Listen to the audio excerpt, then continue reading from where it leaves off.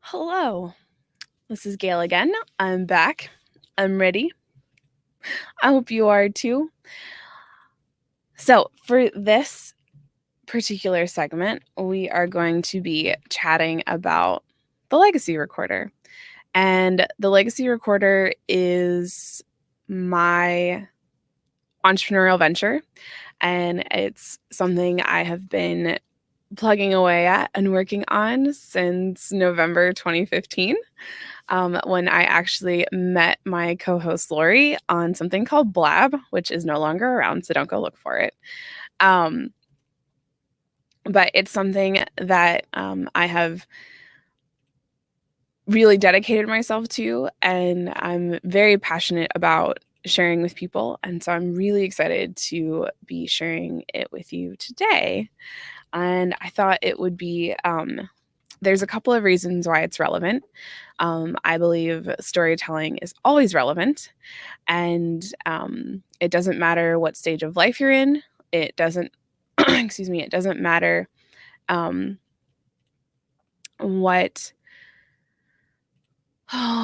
what your ability is. If you like writing, if you don't like writing, it really the storytelling is always relevant. It can always be used, and it can be used in business. It can be used in your personal life. It can be something that you use with your kids, with your family, with your loved ones.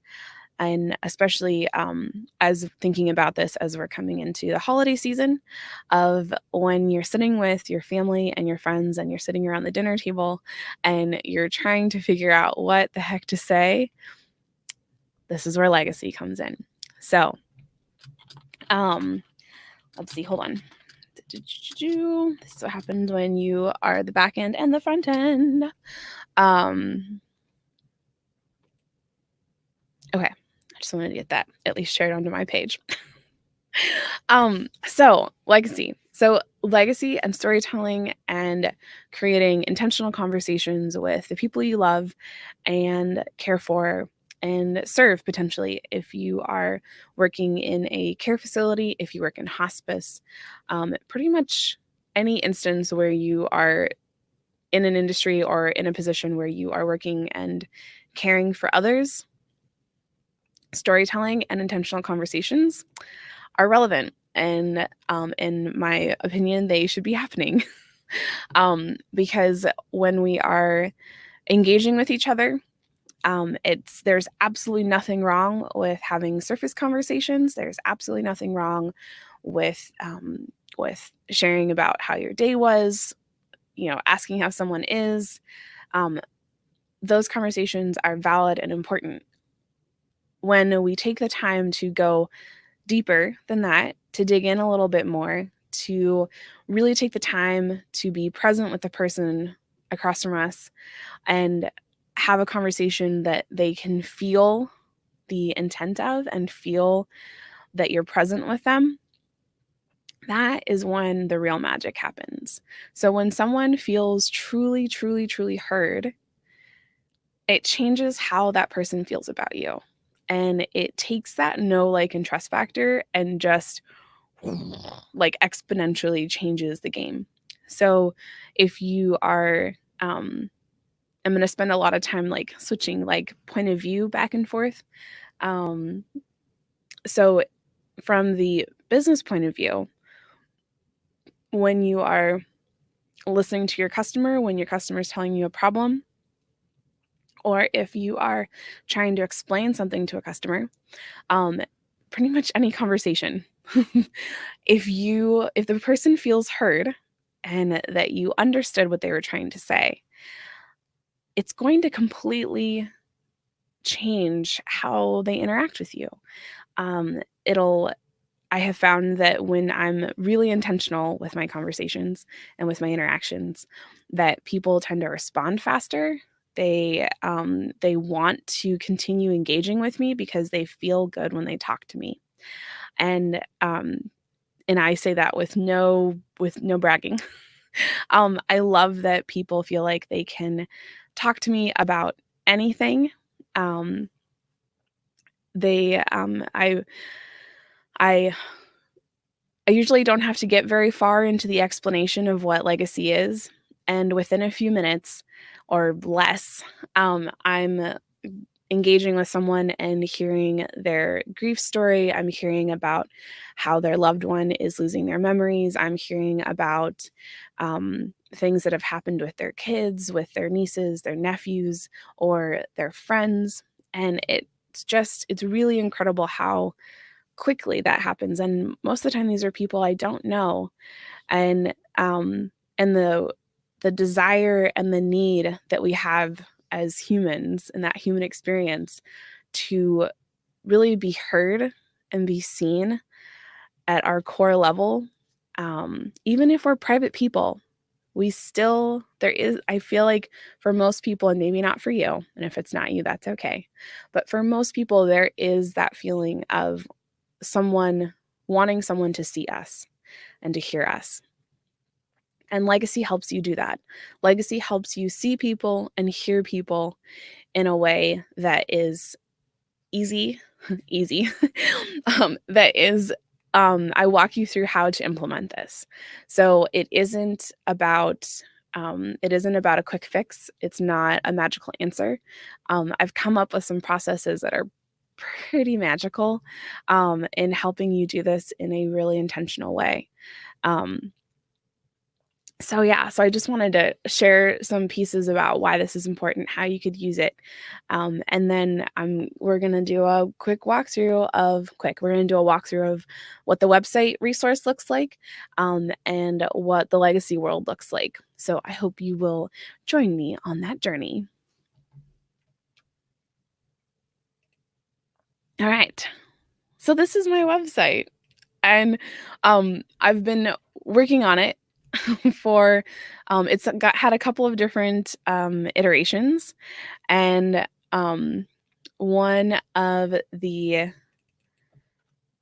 ways that I have created a resource in my website is that it's completely searchable. So I think there's 100 now. There's 100 blog posts that I've written over the past, I guess, 4 years now. And they're all completely searchable. So if you type in, let's say, storytelling,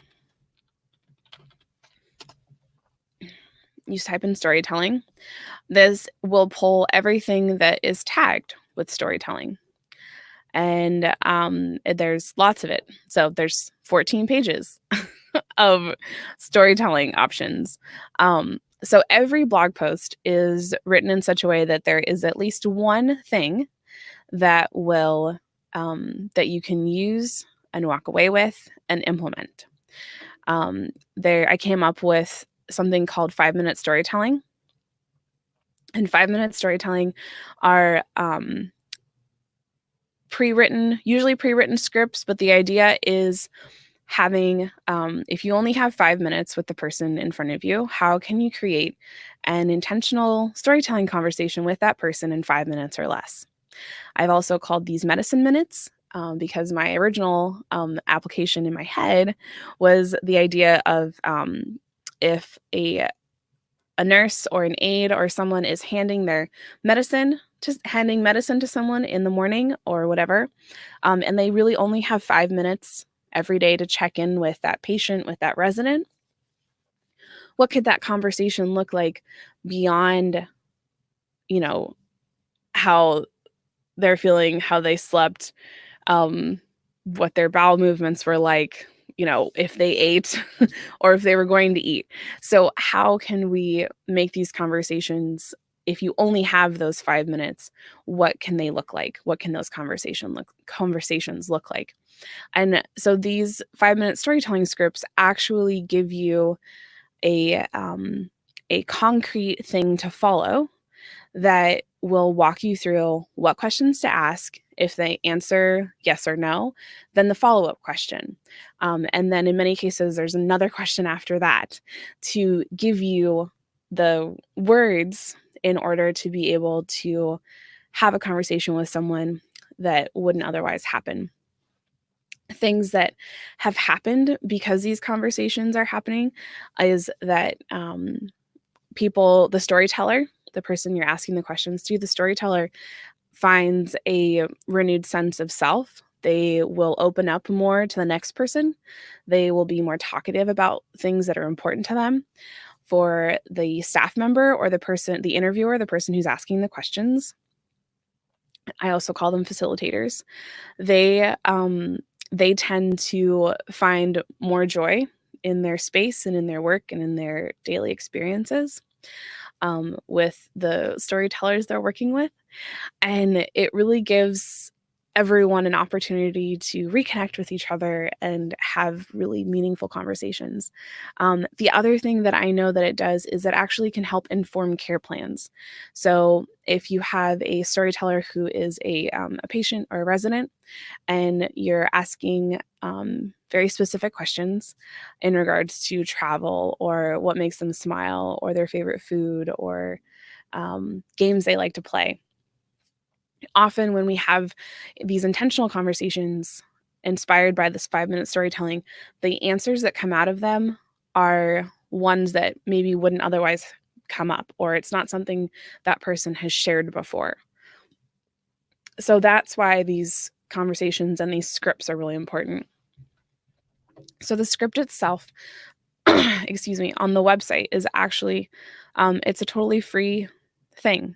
So the button on the website says ready for the first solution. And when you click it, it takes you to a really simple landing page. And you can opt in to get 6 pre-written scripts to use and share. And in each email you get with each script, it tells you exactly how to use it, what to expect, and then what to do next if you're not sure. So the link for that is there. You can find that in the comments.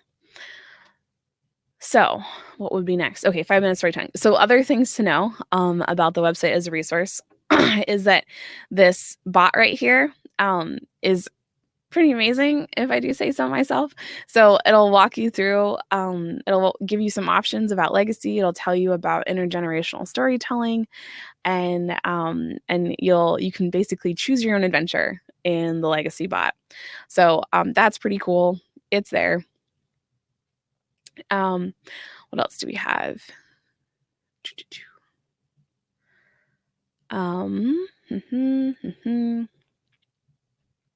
Okay, other things to know. I do separate out a little bit about who I work with just because the resources are slightly different.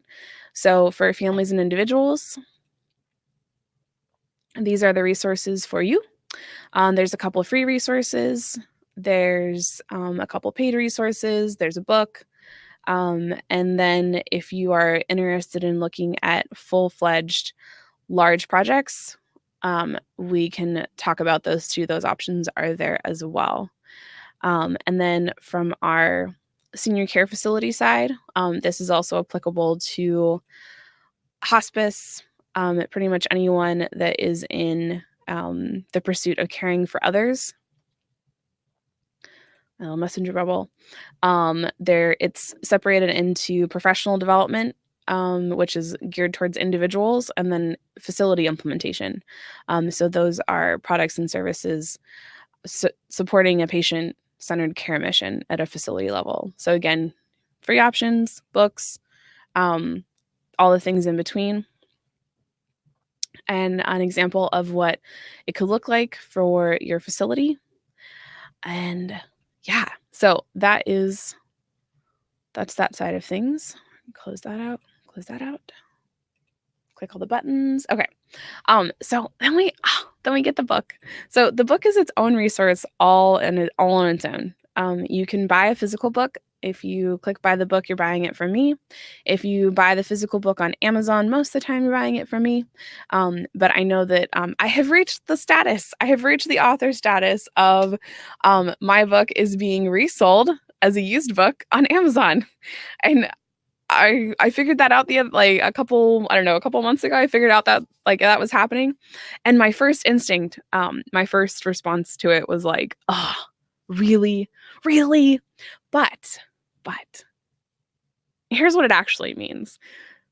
when your book is relisted on Amazon as a used book, it means that someone found enough value in it that A, they probably read it, and B, they want to pass it on to someone else, which I think is really amazing. Other options are that they thought about reading the book, they didn't read the book, but they also thought it was too valuable to throw away, and that they thought someone else might enjoy reading it and they wanted to share it with someone. So I'm totally excited, because it could have just have easily have ended up in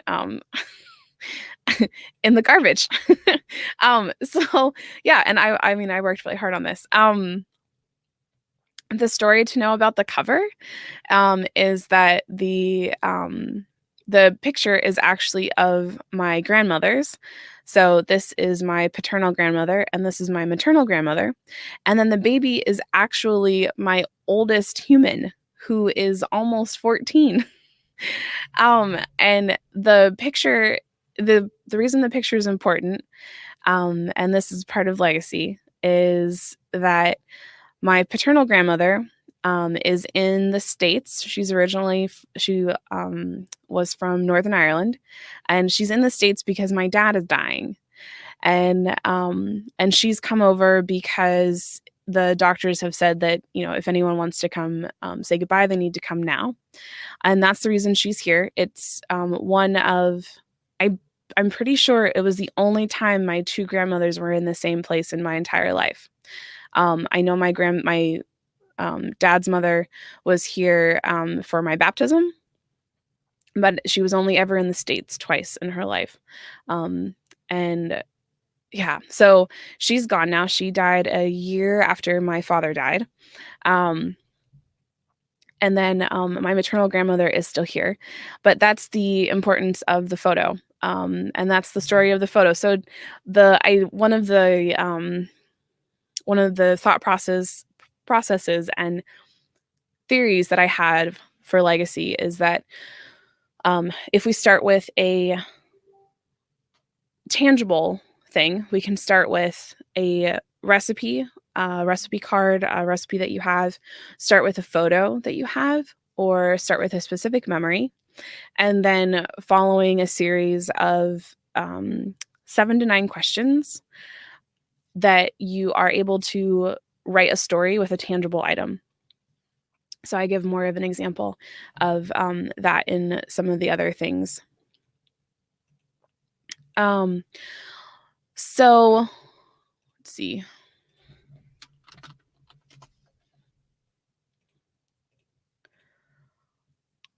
So then going through the website, scrolling, there's me holding my book. I was very excited. So my dear friend, Trista Scholes Pappas, actually took this photo for me. And I was doing a book signing in Hallmark, and and then the wonderful Wendy White. This is her experience with sharing the Legacy Recorder book. And look, there's the picture. So there's a blown up version of the picture, and I would encourage you to go read the story on the website if you have a moment. So here's where we get into some of the legacy world aspects. I do have a certified legacy recorder process that's available. This will walk you through the legacy storytelling method, which is the 7 to 9 questions I mentioned.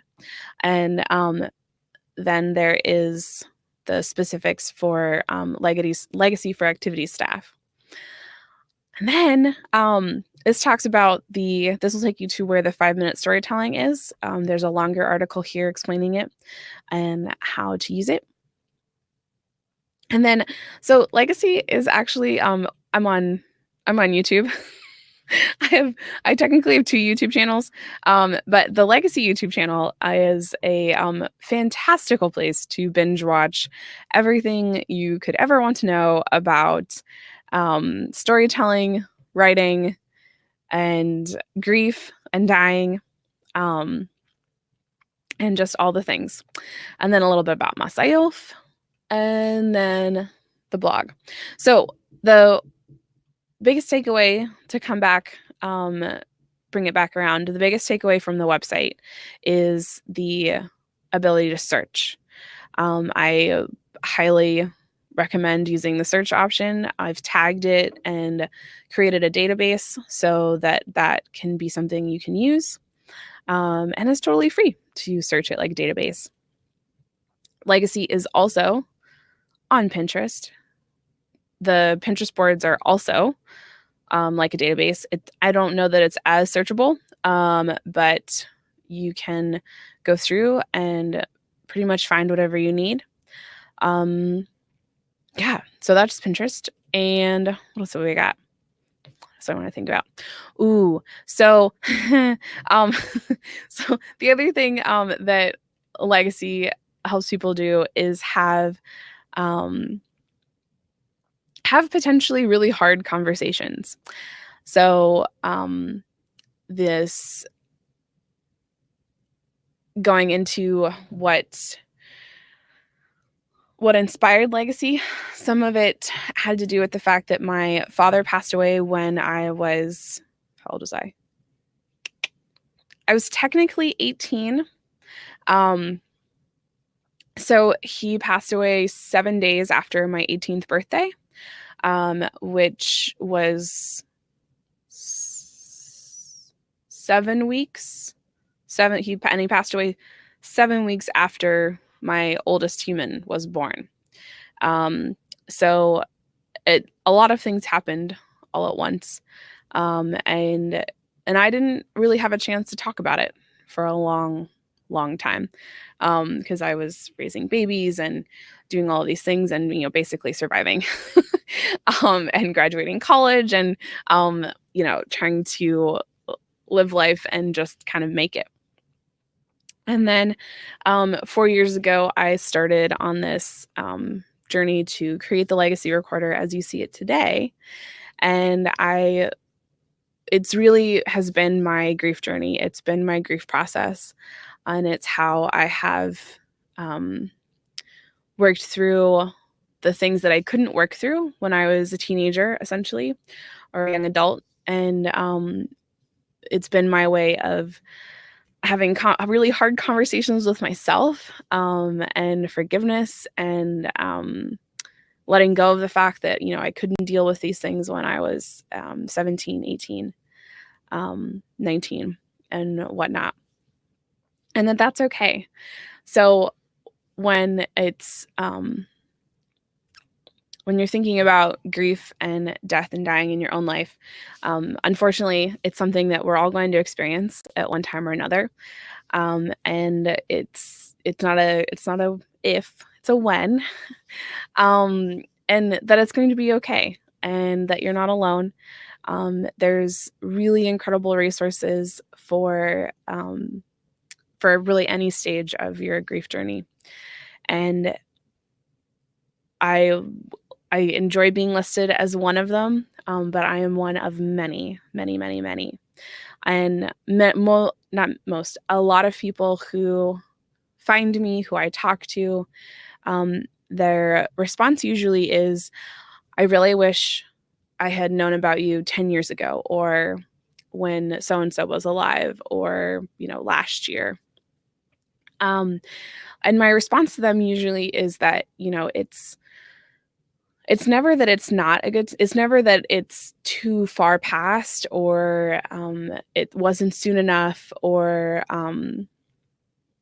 a timing thing. It's all a process. So I feel like usually when people tell me that, they've dealt with whatever they need to deal with, or they're not ready yet. And I don't ever push anyone into having these really, really hard conversations, because that's just not the way to do it. It's all about readiness and wanting to share and being ready to have these conversations with yourself. With that being said, I'm not a therapist. I'm not in that realm. I have my own experience and what I've done to help myself, and that's what I have poured into the Legacy Recorder, is being able to have hard conversations with people I love, and being able to ask them questions and extract their stories in such a way that leaves them feeling light and restores their human dignity and restores hope in whatever situation they are in. So, that is legacy, and I sincerely appreciate you watching this video and staying with me. And I encourage you to use the website, use it as a resource, opt in for the 5-minute storytelling scripts, and share your story. And ask someone you love to share their story with you. Yeah. So thank you so much for watching the video, and I will be back in a few moments.